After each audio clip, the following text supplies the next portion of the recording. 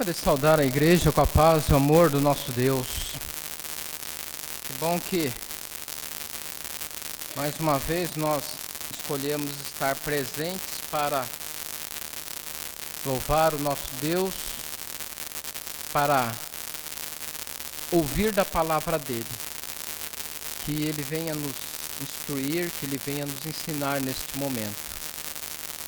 Nós estamos chegando ao final dessa série de estudos, baseados no livro de Tito. E só uma breve recapitulação. O livro de Tito, ele fala que devemos colocar as coisas em ordem dentro da igreja, E foram ministradas palavras para vários grupos, para o grupo de senhores de idade, para os idosos, para as mulheres idosas, para os jovens, para os servos ou para os empregados, E agora nós estamos finalizando e concluindo todas essas recomendações. Em suma, a recomendação é, independente da classe, que foi dirigida a palavra, esse resumo, ela abrange todas as classes. Ou seja, estamos falando de toda a igreja, E aí, o resumo é: sermos zelosos de boas obras. Essa é a suma. Todos nós, eu e você, todos nós somos responsáveis e devemos ser zelosos de boas obras.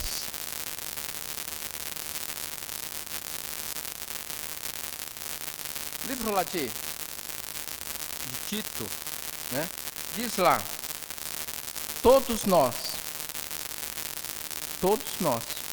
independente, educando-nos para que, renegadas a impiedade e as paixões mundanas, vivamos no presente século sensata, justa e piedosamente, aguardando a bendita esperança e a manifestação da glória do nosso grande Deus e Salvador Cristo Jesus.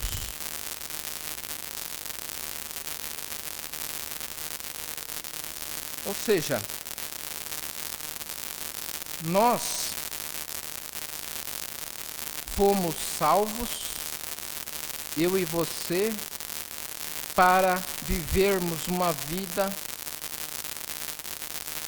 zelosa de boas obras, e aí refletindo uma vida de sensatez, uma vida de atitudes e gestos justos e de forma piedosa. Olha lá, abrindo as nossas Bíblias lá no livro de Tito, capítulo 2, versículo 11, diz lá o seguinte: portanto, a graça de Deus se manifestou salvadora a todos os homens. Ou seja, o fazer obras, o viver uma vida de sensatez, de justiça e de piedade, ela é para todas as pessoas, para todos os homens. Não existe um privilégio. Olha, isso daqui é para essas pessoas que são cristãs. Não, é para todas as pessoas. Todos têm a oportunidade de viver essa vida sensata. Ela é estendida a todos, indiscriminadamente. Então, a graça de Deus se manifestou a todos os homens. Mas, obviamente, não são todos os homens que aceitam essa graça, né? Mas Deus não fez discriminação. A oportunidade, ela foi estendida a todos. E aí, versículo 12. Essa graça dada por Deus,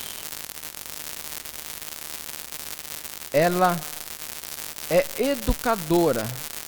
Ou seja, ao aceitarmos a graça de Deus,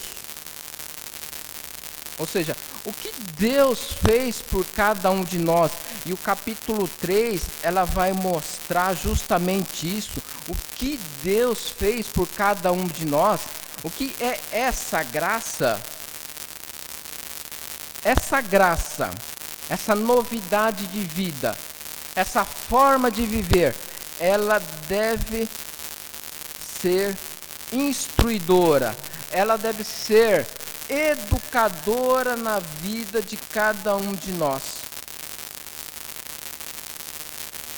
Por que nós mandamos nossos filhos para a escola? Não é para eles aprenderem? Não é para eles adquirirem conhecimento? Ou seja, essa graça, ela é educadora nesse sentido de sair dos tempos da ignorância para os tempos de luz. Porque eu e você, nós não éramos ignorantes. E quando eu falo ignorantes, não estou falando em termos de instrução, né? Estamos falando de ignorantes quanto à vontade de Deus. Nós desconhecíamos a vontade de Deus. E aí, essa graça, o que Deus fez e o que Jesus ensina, ela vai nos educando, ela vai nos moldando, vai nos instruindo, vai nos capacitando.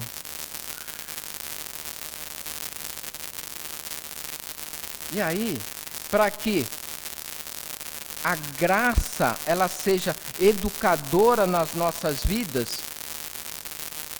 há necessidade de alguns passos.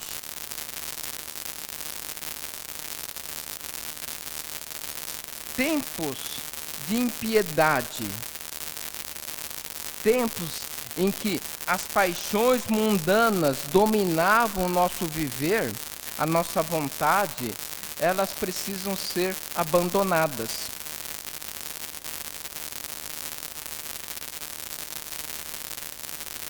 Versículo 12 diz: educando-nos para quê? Ou seja, nós tínhamos um entendimento, nós tínhamos uma caixa formatada. E essa caixa formatada, ela era dominada de que forma? Com o quê? O que continha essa caixa formatada? Uma vida de impiedade, uma vida movida por paixões, e por aí vai. Então, essas coisas precisam ser abandonadas. Nós não podemos, é igual, para colocar coisas novas na nossa vida, nós precisamos abrir espaço. Não dá para a gente, do jeito que nós éramos, ir colocando coisas novas, porque não vai caber. Não tem espaço para as coisas novas. O que precisa ser feito? Ser retirado as coisas antigas. As paixões antigas, mundanas, elas precisam ser retiradas. Quando se fala de renegar, olha, estou jogando fora, eu não quero mais. Por quê? Faz-se necessário tirar, jogar fora, para colocar coisas novas. Se nós continuarmos com as coisas antigas, não tem espaço para as coisas novas. Não há espaço para que a graça de Deus, ela trabalhe na nossa vida. E aí a gente vai sendo educado, a gente vai sendo moldado. E aí, como reflexo, uma vida sensata, justa, piedosa. Precisamos eliminar essas coisas.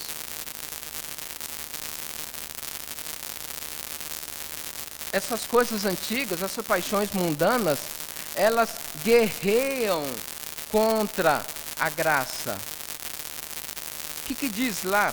Olha lá, 1 João, capítulo 2, verso 15, diz lá: não ameis o mundo, nem as coisas que há no mundo. Se alguém amar o mundo, o amor do Pai não está nele. Ou seja, quando Jesus fala, olha, você não pode ter dois senhores, porque você ou ama um senhor e despreza o outro, ou você ama o outro e despreza um. Assim também é a nossa vida. Se nós amamos o mundo, se nós amamos as coisas que nós temos aqui no mundo, nós não vamos amar a Deus. Portanto, esses tempos de impiedade, esses tempos de paixões mundanas que nos conduziam, elas precisam ser rejeitadas. Elas precisam ser excluídas, para que sejamos cada um educados no Senhor.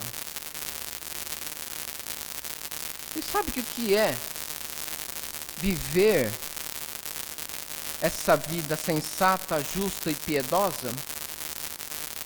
O próprio livro, capítulo 3, vai discorrer sobre isso.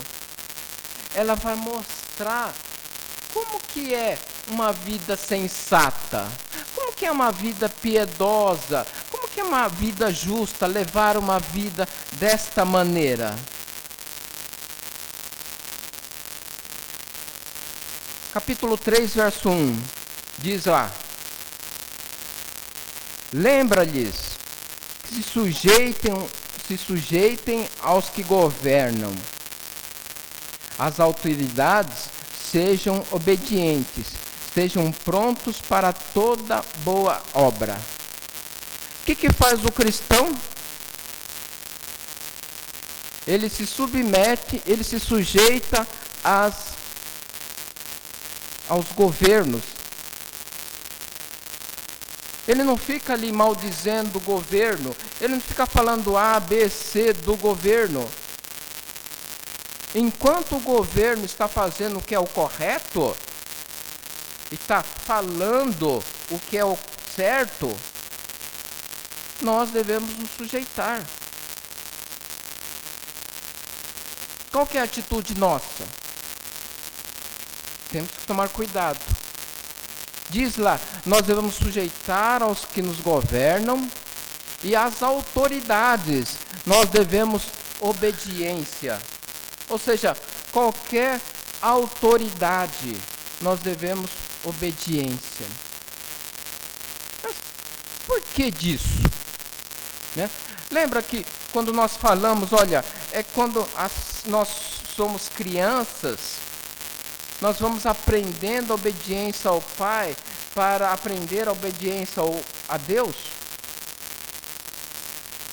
Né? Ou seja, se a criança aprende o que é obedecer aos pais, vai entender e aprender o que é obediência a Deus. Porque não pode a criança, ela é muito concreta, ela não vai entender. Puxa vida, os pais eu estou vendo e eu não obedeço, que dirá a Deus que eu não vejo? É a mesma coisa. Quando nós obedecemos às autoridades instituídas, nós estamos fazendo o exercício de obediência, de obedecer a Deus. É como se fosse uma equação matemática, né? Você obedece às autoridades. Desse lado aqui você tem o aprendizado da obediência a Deus. Não existe não obedecer às autoridades e obedecer a Deus. Não existe isso. Enquanto as autoridades estão fazendo o que é o correto, o que não infringe a palavra de Deus, é essa autoridade que nós devemos obediência. Porque é um exercício.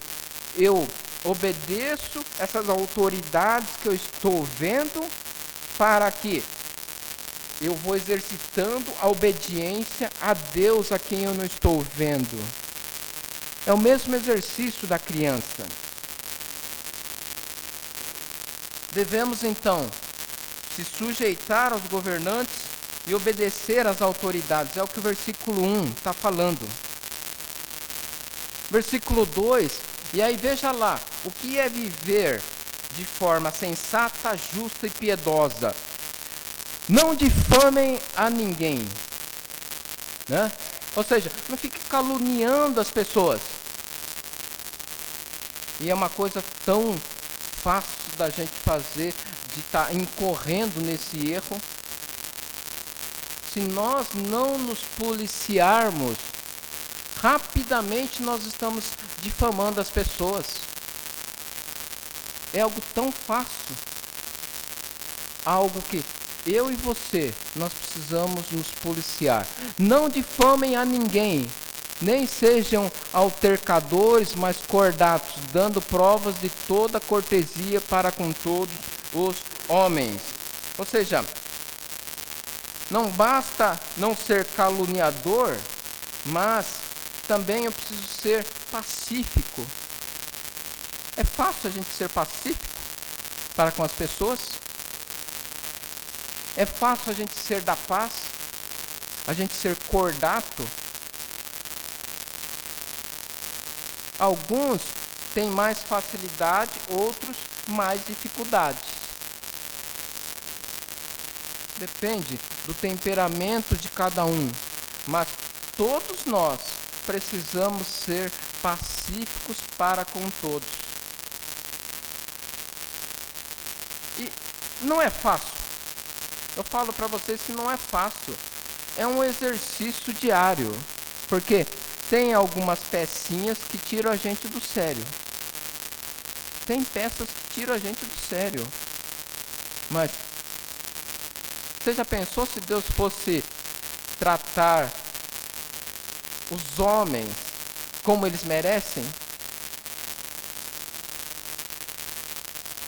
Aquela pessoa ali, ela merece. Mas eu preciso me policiar, eu preciso me conter.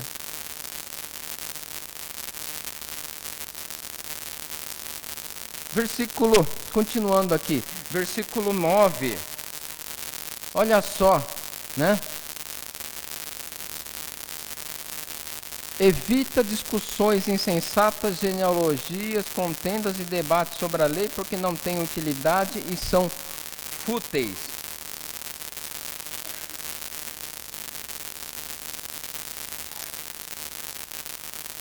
Às vezes nós compramos briga, querendo provar o nosso ponto de vista. Quantas vezes nós agimos dessa forma? O meu ponto de vista está certo, e é assim que tem que ser. Quantas vezes nós agimos desta maneira? Vai levar em alguma coisa isso?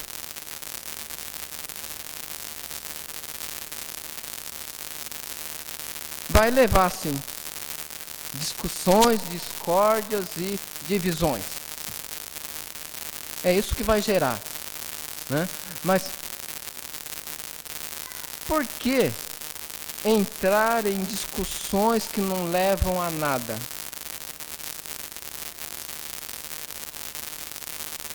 Você quer um exemplo? Dentro de casa.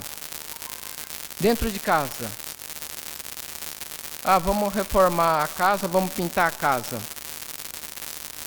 Que cor que vai ser? Ah, eu quero branco. Ah, não, eu quero bege. Ah, não, essa parede aqui tem que ser roxa. E aí? E aí? Não, tem que ser assim, do meu jeito. Ah, não, tem que ser do jeito dela. E aí, infindáveis discussões. E no final, o que vai acontecer? Ela vai vencer? Ela vence, ela vence. Porque nós não queremos criar confusões. Mas o ponto é, muitas vezes, por que nós entrarmos em discussões que não valem a pena? Eu estou falando um exemplo pequeno dentro do lar, mas nos nossos relacionamentos, enquanto igreja também, vale a pena isso? Vale a pena? Será que dessa forma nós estamos mostrando que nós estamos vivendo de uma forma sensata, piedosa e justa? Né? Muito provavelmente os irmãos lá estavam tendo dificuldades, né? Evita discussões insensatas, genealogias, contendas, debates sobre a lei, etc, etc. E olha, falando sobre debate sobre a lei, inclusive. Né? Muitas vezes a gente entra em discussões aí que não levam a nada. Será que nós estamos vivendo de forma sensata, justa, piedosa? E mais ainda, né?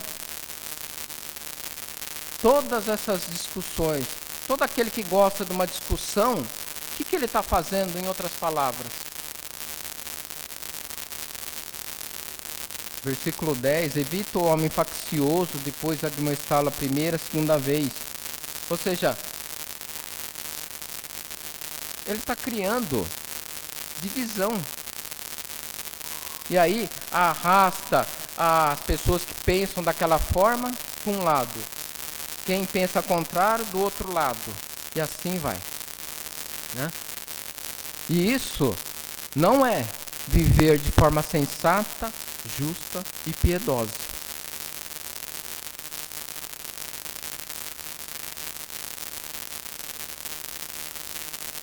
E também a gente tem que, como o próprio versículo 10 está dizendo, olha, existem pessoas difíceis, pessoas que gostam de criar essas situações, e ele fala, olha, admoesta uma, duas vezes. No sentido do quê? De tentar resgatá-lo. Por quê? Um dia, eu e você, nós não estivemos do outro lado. Um dia, eu e você, nós não levávamos uma vida de sensatez e piedade e de justiça. A gente era do outro lado. A gente não pode esquecer que a gente foi do outro lado também. E por conta disso, agir dessa forma. Olha, admoesta uma primeira, admoesta uma segunda vez. Né? E aí depois, não resolveu, né? Mas o ponto é lembrar que um dia nós tivemos dificuldades, nós éramos daquele lado.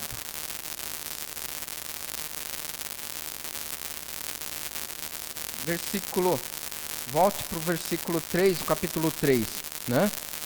Assim como ele fala o que é viver de forma sensata, justa e piedosa, versículo 3 vai dizer, ó, pois nós também outrora éramos nécios, né? O que é uma pessoa nécia? É uma pessoa que não tem conhecimento, né? Uma pessoa que não vai atrás de adquirir conhecimento e entendimento, né? E muitas vezes aquela história lá, a gente lê e acha que já está entendendo tudo. Não, temos que ir atrás, né? E aí, nós vamos, no segundo semestre, nós vamos ter uma oportunidade de ter aula com o irmão de fora, né? Vir participar para aprender. É assim que a gente vai crescendo. Não é só precisamos estudar em casa. Perfeito, claro que precisamos. Mas também tem irmãos que estão nessa jornada e têm grande conhecimento. Por que não adquirir através desses irmãos também? Porque eles já percorreram, já têm uma boa bagagem. E muitas vezes nós queremos inventar a roda, né? Sabe aquela história? Eu quero inventar a roda e tem que ser desse jeito. Eu vou fazer desse jeito. Não, não é assim. Tem que fazer do jeito que é certo. Então, nós éramos assim, nécios, tolos, sem sabedoria, sem conhecimento. E aí, troca-se os pés pelas mãos. É um perigo. É um perigo quando nécios estão à frente do trabalho. E nós, enquanto cristãos também, nós sendo nécios, sem sabedoria, quantas vezes nós batemos a cabeça? E, continuando, outrora éramos nécios, desobedientes, desgarrados, escravos de toda sorte de paixões e prazeres, vivendo em malícia e inveja, odiosos e odiando-nos uns aos outros. Isso daqui não é viver de forma sensata, justa e piedosa. Isso é o que precisa ser abandonado. É o que o capítulo 2 fala. Renegadas as paixões mundanas. Nós éramos assim, né? Uma autoanálise, né? Eu era uma pessoa difícil. Nós éramos pessoas difíceis, né? Mas tudo isso, apesar de sermos difíceis, apesar de nós estarmos naquela situação, Deus não mediu esforços. E aí é a chave para a gente entender por que nós devemos viver uma vida sensata, justa e piedosa. Veja lá versículo 4. Quando, porém, nós éramos assim, né?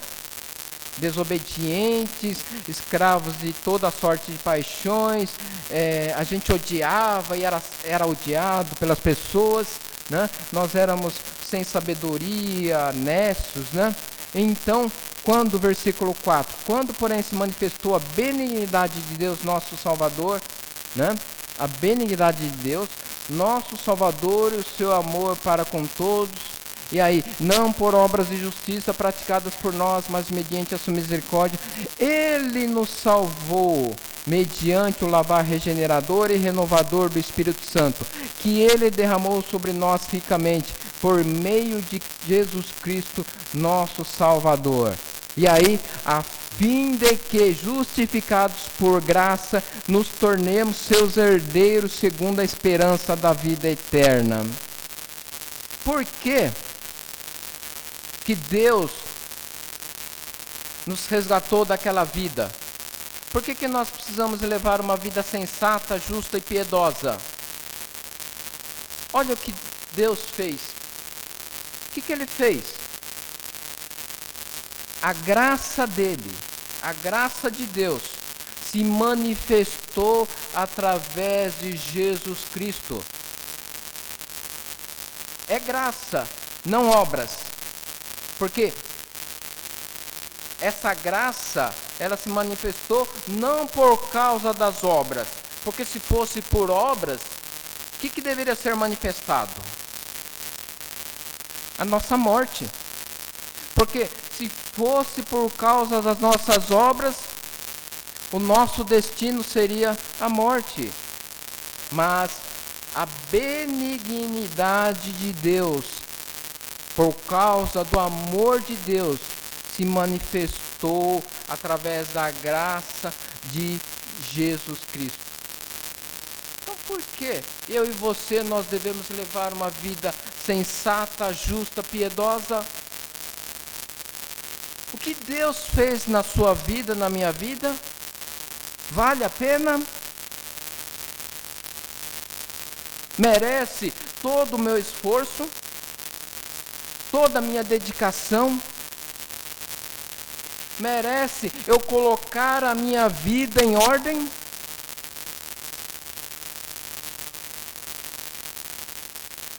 Colocando as coisas em ordem, mais uma vez, começa pela vida pessoal de cada um de nós.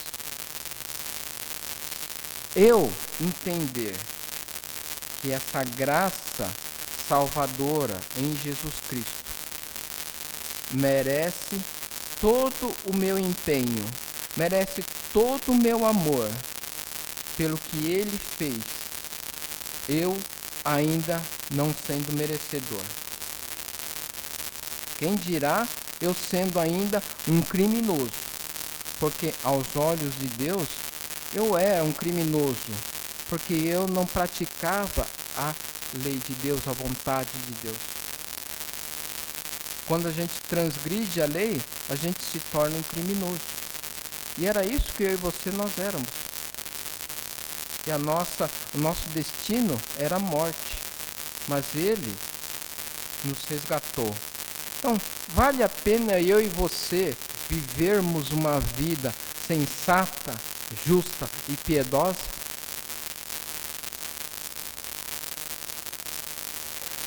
Eu creio que vale a pena sim.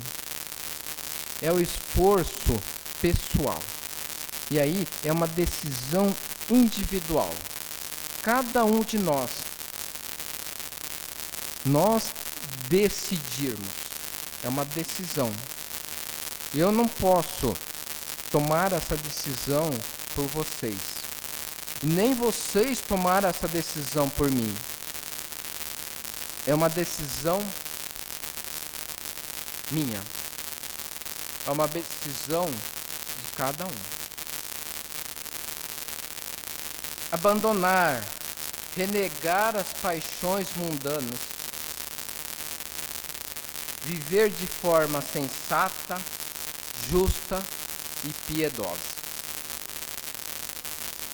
E aí, quando você vive dessa forma, quando você está colocando as coisas da sua vida em ordem,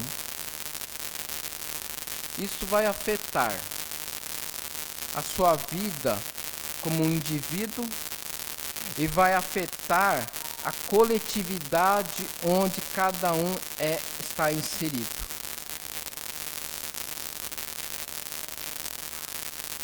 E para finalizar, versículo 14.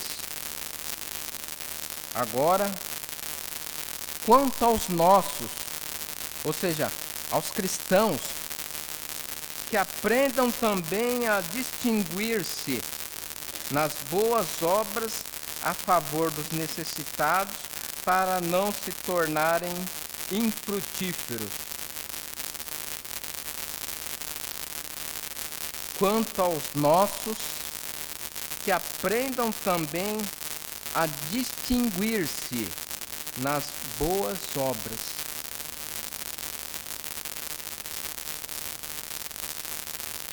Que Deus nos abençoe, né? Para que, através dessa carta a Tito, nós aprendamos